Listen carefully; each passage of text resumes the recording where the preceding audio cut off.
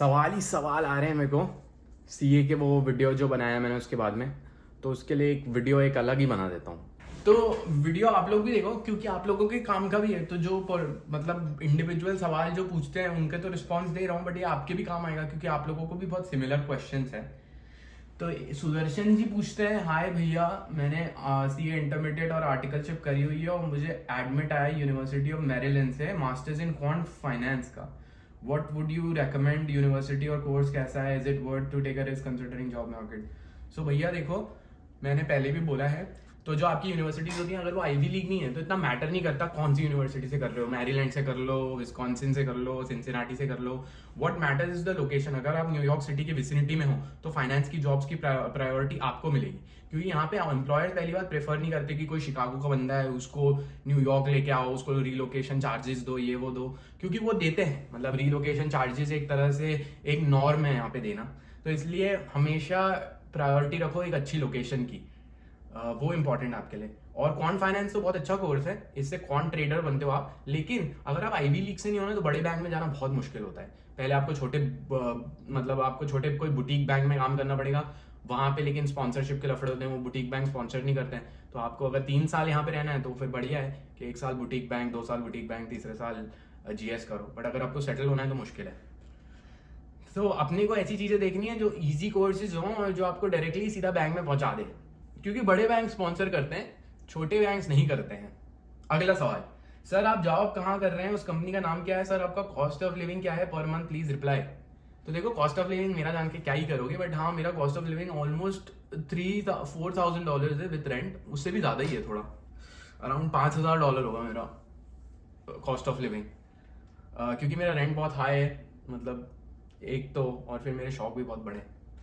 और मेरी job company एक बैंक है बहुत बड़ा, मतलब world 3rd 4th largest bank है।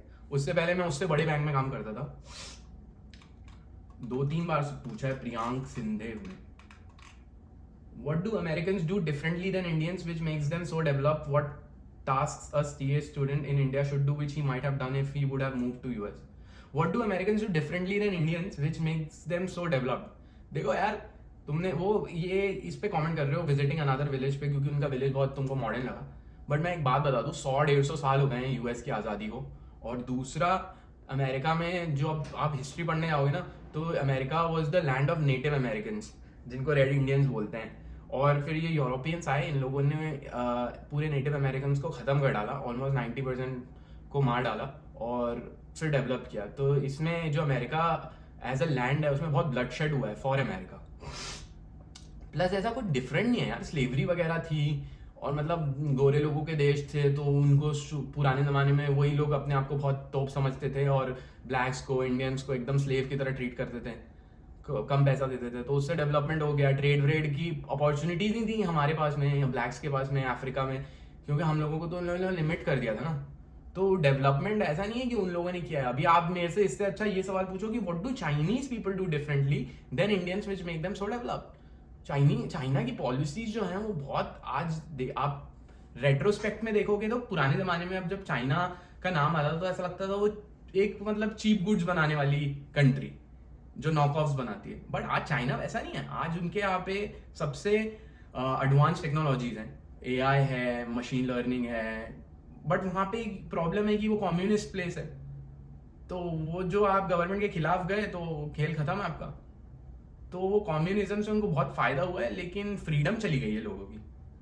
तो मेरे हिसाब से तो अपना देश बहुत अच्छा है यार, हमारे पास डेमोक्रेसी है, हमारा ग्रोथ बहुत है, जीडीपी अच्छा है, आज कंट्री में डेवलपमेंट इतना हो रहा है। जो इतने साल से गवर्नमेंट आई है इन प्लेस, जो बीजेपी है, उन लोगों ने डेवलपमेंट किया है यार, बहुत डेवलपमेंट किया है। तो मुझे तो लगता है, और अभी पता है मैं आज सुबह ही एक रिपोर्ट पढ़ रहा था, उसमें गोल्डमैन सैक्स की रिपोर्ट थी भाई, 2075 मतलब आने वाले 50 साल में इंडिया नंबर 2 पे होगा, चाइना नंबर 1 पे होगा जीडीपी के अकॉर्डिंग, और अमेरिका नंबर 3 पे होगा। तो गौर करने की बात है, क्यों सारे बैंक्स को ऐसा लगता है कि India is gonna be the next big leader. एक और आया है सुदर्शन का, हाय भैया, I have received admit from Baruch for MSF, unlike majority people at Baruch I don't have any professional qualifications like CA CFA, very low work experience in audit, will I be at any kind of disadvantage in classes internship job? भाई classes में कोई disadvantage नहीं होगा, internships और job में हो सकता है क्योंकि तुम्हारे पास प्रोफेशनल क्वालिफिकेशन नहीं है और तुम्हारे पास वर्क एक्सपीरियंस भी कम है। जिसके पास वर्क एक्सपीरियंस ज़्यादा होता है उसको ऑब्वियसली पहली प्रायोरिटी देते हैं, भले इंडिया से होता है। आजकल यहाँ पे चलता है इंडिया से भी आपके work experience. My long-term goal is to return to India and get involved in a business. Does this course and US in general would provide me the right mindset and people? I think so. अगर तुमको business करना है मतलब तो मतलब अगर तुम बहुत सारी चीज़ें नहीं सीख पा रहे हो यूएस में इंडिया में, तो यूएस में you will learn a lot of non technical skills is well, like discipline, work life schedule and managing stress, time management वगैरह वगैरह। मैं कुछ नहीं सीख पाया इंडिया में क्योंकि मैं बस घर पे बैठा रहता था, सीए की पढ़ाई कर रहा था। ये सब चीज़ें आप घर से बाहर निकलते हो तो ही सीख पाते हो, ये मेरा ओपिनियन है। I couldn't find average salary post MSF in the employment report. Could you please tell me the average salary range that I can expect right after MSF? Average salary range भाई तुम्हारे work experience पे depend करेगी। मेरी मतलब मेरे batchmate से high थी, लेकिन मीडियम सैलरी 70 to 80,000 होती है अगर आप बिना वर्क एक्सपीरियंस के आते हो, 1 साल का वर्क एक्सपीरियंस लेके आते हो यंग हो तो। मेरी थोड़ी ज़्यादा हाई इसलिए थी क्योंकि मेरे पास EY का वर्क एक्सपीरियंस था और मेरे पास एक और कंपनी में मैंने काम किया था 4-5 साल, तो उसका भी था। मतलब सीए के साथ साथ मैं वो भी काम करता था। और किस्मत, ऊपर वाले की दया, ये भी फैक्टर थे। आई ऑलवेज थिंक सिर्फ इंजीनियर ही यूएस से जाते हैं, बट आपको देख के लगता है कि हम सीए वाले भी फोड़ सकते हैं। ये भी बहुत सब्जेक्टिव है भाई, फोड़ना मतलब मुझे नहीं पता कि इंजीनियर जो यूएस आते हैं या सीए जो यूएस आते हैं वो फोड़ रहे हैं कि नहीं। मतलब अगर तुम सोचो कि कॉर्पोरेट में बड़ी कंपनी में अमेरिका में काम कर रहे हो तो फोड़ रहे हो तो सही है, फोड़ रहे हो। मतलब देखो एक 22-23 साल की उम्र के लड़के के या लड़की की माइंडसेट से देखो तो ये तो बहुत बड़ी बात है। लेकिन आप जब थोड़ा मेच्योर होते हो और मतलब आप वर्क एक्सपीरियंस कर लेते हो, जॉब करते हो 4-5 साल, तो यू रियलाइज कि कॉर्पोरेट वर्ल्ड में ना मतलब ये जो रियलिटी है बहुत अलग है कॉर्पोरेट वर्ल्ड की। मैं अपने कोवर्कर से बात करता हूँ जो अमेरिकन हैं, यहीं पे बॉर्न एंड बॉटअप हुए हैं और 15-16 साल से नौकरी कर रहे हैं, तो वो बोलते हैं यार वेकेशन के बाद घर वापस आओ, ऑफिस वापस आओ तो ऐसा लगता है अरे यार मैं उस टाइम पे सोचने लग गया कि यार 15-16 साल के बाद भी लाइक पीपल फील लाइक यार मुझे काम नहीं करना। मतलब कॉर्पोरेट वाला माइंडसेट हो जाता है कि यार क्या वही, बाकी तो क्या है, मतलब अच्छा कर सकते हो आप, ऐसा नहीं है, ऐसा डिमोटिवेट नहीं करूँगा। Brother, if I complete CA in India, what should I do in USA? Can I get a job directly or I need a course or anything? I want to settle there and live there. Please guide me, bro. I'm confused as I really want to complete CA, also live in US. CA complete करना बहुत अच्छी बात है, CA complete करो। Directly job नहीं मिलेगी। India में अगर जॉब करते हो तो इंडिया में कोई कंपनी में जॉब करो, अच्छे बैंक में, गोल्डमैन सैक्स, जेपी मॉर्गन में, फिर तुम्हारी अपॉर्चुनिटी अगर हुई, किस्मत में रहा और थोड़ी हाथ पाँव मारे तो हो सकता है कि तुम यहाँ पे आ जाओ L1 वीज़ा पे, और होता भी है बट इतना कॉमन नहीं है। तो इसलिए अगर सीए करके यूएस मूव होना एकदम डायरेक्टली तो MS फाइनेंस का कोर्स करना पड़ेगा जो स्टेम हो, ताकि तुम्हारे पास 3 अटेम्प्ट हो H1B के लिए। Bro, please make a video on job market in US and how easy and likely is it to find a job after MS Finance from there, as well as scope of MS Finance in general and which university or location to prefer. मैंने बता दिया location तो देखो New York city के आसपास की vicinity में लेना बहुत इंपॉर्टेंट है। MS Finance इन जनरल बहुत ही ब्रॉडर कोर्स है तो वो हर जगह वैलिड हो जाता है, लेकिन अगर कोई तुम एक रिस्क स्पेसिफिक कोर्स में जाते हो, रिस्क मैनेजमेंट वगैरह में, तो तुमको रिस्क मैनेजमेंट की जॉब्स में प्रायोरिटी पहले दी जाती है। लेकिन MS फाइनेंस में अगर जाओगे तो एक मतलब अम्ब्रेला है वो बेसिकली, तो मतलब जैक ऑफ ऑल ट्रेड्स है MS finance. It is not king of one. I want to settle in US and live here, please guide me bro. देखो US में सेटल होने के लिए आपके पास 3 ऑप्शन है। पहला H1B राउट जाओ, आपका स्टूडेंट वीजा लगवाओ, एम्प्लॉयर ढूंढो कोई जो स्पॉन्सर करे, 3 अटेम्प्ट होंगे आपके पास होपफुली, अगर आपका स्टेम कोर्स है तो उस 3 अटेम्प्ट्स में आपको 3 बार H1B की लॉटरी में डाला जाएगा। नहीं लगी तो फिर उसके दूसरे रास्ते हैं, लेकिन वो दूसरे रास्ते ऐसे हैं कि आप इंडिया वापस नहीं जा पाओगे जब तक आपका H1B नहीं लगता है। तो उसको बोलते हैं Day 1 CPT कॉलेजेस, और उसमें बहुत वो होता है फर्जीवाड़ा, तो आजकल पकड़ भी रहे हैं उनको। 3 अटेम्प्ट में नहीं लगा तो कनाडा भी जा सकते हो, ये सब ऑप्शन है, लेकिन इंडिया भी जा सकते हो अगर तुम्हारा मन नहीं लगा तो। फिर उसके बाद दूसरा ऑप्शन ये है कि तुम असाइलम फाइल कर सकते हो, बोल सकते हो कि मेरे देश में, तुम यहाँ पे लीगली आ जाओ, बोलो फिर मेरे देश में मुझे खतरा है, बट फिर इंडिया वापस नहीं जा पाओगे कभी जब तक तुम्हारा असाइलम का केस चल रहा है। और आजकल इंडिया में भी अगर तुम वीजा अप्लाई करोगे ना 15-20 साल बाद, बोलोगे कि मेरे को अब इंडिया आना है 15-20 साल बाद, वो भी रिजेक्ट कर देंगे क्योंकि वो बोलेंगे तुम्हारे को तो तुम्हारे देश में खतरा है ना, तो क्यों आ रहे हो। और फिर उसके बाद तीसरा है कि शादी कर लो किसी अमेरिकन सिटीजन से। और क्या क्या है, हाँ तो बस इतने ही क्वेश्चंस थे। जॉब मार्केट का यूएस में क्या सिचुएशन है? देखो, एमएस फाइनेंस में जॉब्स मिल जाती हैं, हाथ पांव मारने पड़ते हैं। अभी बिजनेस एनालिटिक्स और डेटा एनालिटिक्स में तो जॉब बहुत मुश्किल से मिल रही है। मैंने देखा है मेरे दोस्त स्ट्रगल कर रहे हैं, इतना मुश्किल हो गया उनके लिए। कंसल्टेंसी ज्वाइन कर रहे हैं, स्टाफिंग कंपनी ज्वाइन कर रहे हैं, बहुत डिफिकल्ट हो गया। लेकिन एमएस फाइनेंस में फिर भी रिलेटिवली मिल रही है जॉब। लेकिन अभी जॉब मार्केट खराब है और आने वाले इस साल के एंड तक खराब ही रहेगा। तुम लोग अगर नेक्स्ट ईयर आते हो और 2 साल काम करते हो, तब तक बहुत स्टेबलाइज हो जाएगा जॉब मार्केट उसके बाद में। और बट अगेन, जॉब मार्केट का कोई प्रिडिक्शन नहीं है, मैं कुछ बोल नहीं सकता कि यार कैसे होगा, क्या होने वाला है। But in general job opportunities US में होती हैं। और दूसरा पूछ रहे हैं कि अभी रिस्क है क्या आने में? अभी अगर तुम लोग लेट्स अज्यूम कि you are coming in August, तो 2 साल तो you will not be able to like do a job, because 2 साल का कोर्स होता है, तो you are not legally allowed to do. Internships कर सकते हो, इंटर्नशिप्स करने में डिफिकल्टी होगी, इंटर्नशिप्स मिलेंगी नहीं अभी आओगे तो डायरेक्टली। थोड़ा टाइम, मतलब अगर 4-6 महीने में इंटर्नशिप ढूंढने जाओगे और अगस्त में आते हो तो, क्योंकि मार्केट खराब है अभी। दूसरा स्पॉन्सरशिप, अभी बहुत सारी कंपनी स्पॉन्सरशिप कर ही नहीं रहे, because they don't want to put that funds कि वो वहाँ पे अपने फंड्स डालें। तो अब मैं कंक्लूड करना चाहूँगा ये सेशन हमारा क्वेश्चन एंड आंसर्स पे। तो हाईलाइट्स दे देता हूँ। बरूक बहुत अच्छा कॉलेज है, वैल्यू फॉर मनी कॉलेज है। 20-25 लाख में आपका कोर्स हो जाता है। जैसे दूसरे जो कॉलेजेस होते हैं उनका कोर्स होता है 50-50 लाख रुपए लगते हैं उसमें, और वो होता भी लोकेशन न्यूयॉर्क सिटी के पास में नहीं है। तो it is a very good college for cost effectiveness. But again, if you are planning to get like front office jobs, तो उसमें थोड़ी डिफिकल्टी होती है, क्योंकि आईवी लीग स्कूल्स को ही प्रायोरिटी दी जाती है। But you can still do it. I have seen people do it, I have done it my self. मैं वेंचर कैपिटल में काम किया हूँ, इन्वेस्टमेंट बैंकिंग में काम किया हूँ। I have worked at very big companies honestly.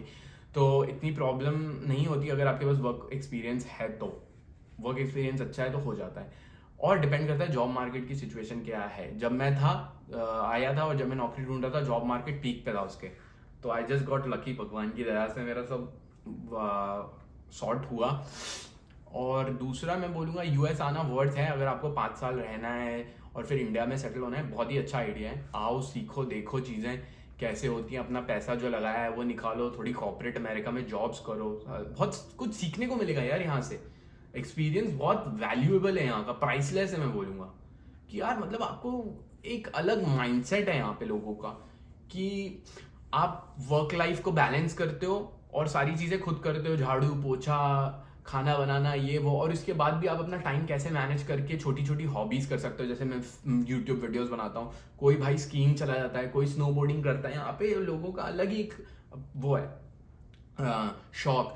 But मैं ये भी बोलना चाहूँगा, बहुत सारे इंडियन स्टूडेंट्स जो आजकल यहाँ पे आते हैं वो बहुत ही गलत माइंडसेट से आते हैं। तो अपना माइंडसेट चेंज जरूर करके आना, क्योंकि क्या होता है ना कि आप आते हो बिल्कुल एकदम इंडिया के लेवल में, इंडिया के माइंडसेट से कि मैं ये कैसे करूँगा, मैं वो कैसे करूँगा। तो जो स्पून फीडिंग होती है इंडिया में दी जाती है, यहाँ पे नहीं दी जाती है। तो आपको बहुत सारी चीज़ें मैनेज करनी पड़ती हैं। तो वो आपका अपना माइंडसेट चेंज करके आना कि भाई स्ट्रगल तो होगा यहाँ पे। ऐसा नहीं है कि स्ट्रगल नहीं होगा, एकदम आसान लाइफ होगी।